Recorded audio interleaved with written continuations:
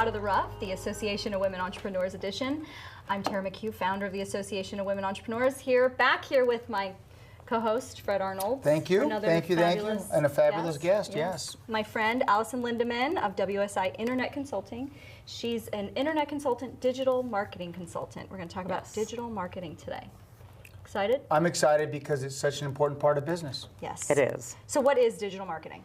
Share. Well, the term digital marketing is really the next generation of what you thought of as internet marketing. So it's anything digitally that can be marketed, products, services, advertising for a business that's looked at on an electronic device. So that would be the difference between the traditional marketing, printed, everything's electronic, but it's not just the internet. So it could be mobile, phone marketing, digital advertising, TV, this type of thing. Anything digital really encompasses digital marketing arena, not just internet marketing. A lot of people think of it as internet. It used to be more, a little more simple. Put some ads out there, especially when you're in my type of business. Phone book. Yellow pages.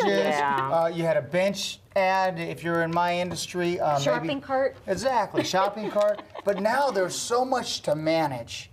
How do you get your arms around it? Where do you start as an entrepreneur thinking, wow, I mean, what's my first steps? And that's something that you do. It is. How do you break it down for somebody? How do you look at it? How should someone be looking at it? Right. But they really need to look at it strategically like any other marketing investment.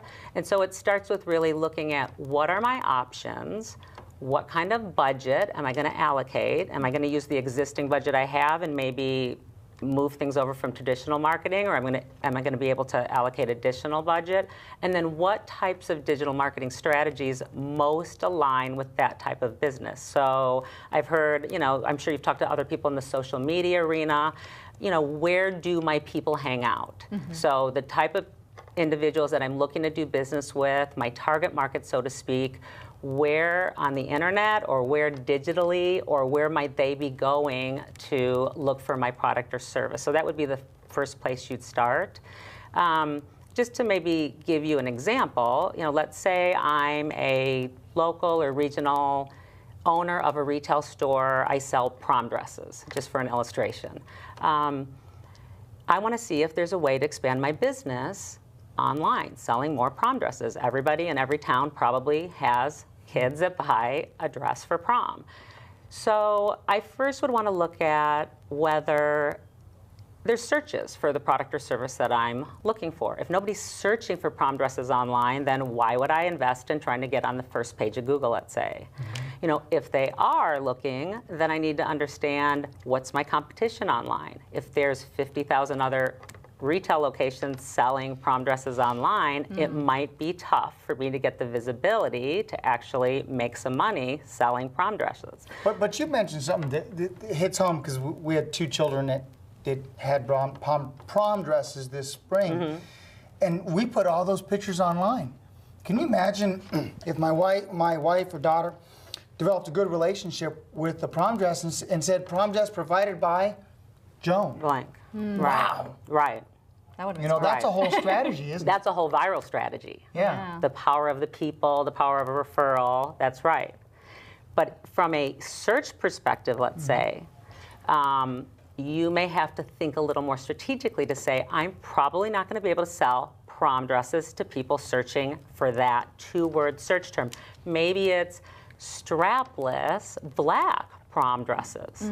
And if there is still a volume, and I'm a business able to provide a volume of strapless black prom dresses, then that may produce a good ROI. And instead of trying to go after the masses, find your niche, find those sub-services or sub-products where you've got realistic search traffic and manageable competition, and take your share of the pie, so to speak. And so they really need to think more strategically.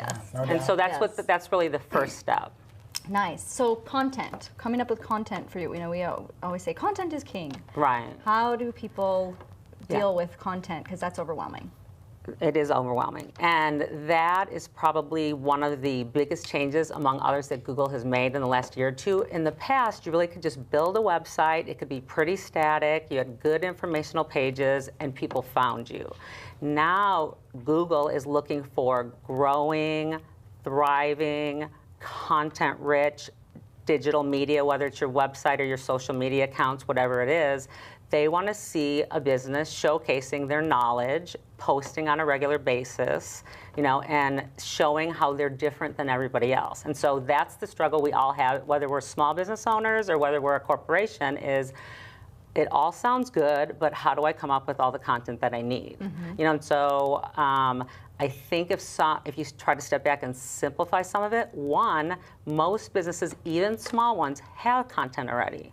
So they produce brochures, they have PowerPoint presentations, they have proposals, they maybe have shot video. And these things could be repurposed on the social media channels, on their blog. You know, they don't have to really start all over again. Then there's a technique called content curation. I don't know if you're familiar with that term, Tara, because I know you do a lot of social media, but that is really just setting up tools that will bring you, without any effort, information on the internet on your chosen subject, so whatever, your product, your service, that industry, and allows you to then use that, repurpose, so to speak, that content with your comments. And so if you, I'll say, ping the internet for current information on your field, it is valuable to your following audience to share that with them and maybe have your brief commentary introducing it. Like a paragraph. Right, and from Google's perspective, that is a natural credited post to your business. So it's not a matter of just hitting share or sending it to someone else, as long as you have your commentary on it. So the key word is repurpose. Yeah. Awesome. Repurpose it and comment on it. Yeah, how do people get in touch with you if they want to?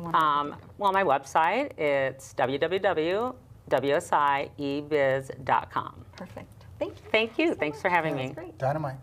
We're going to jump to a quick break. We'll be right back.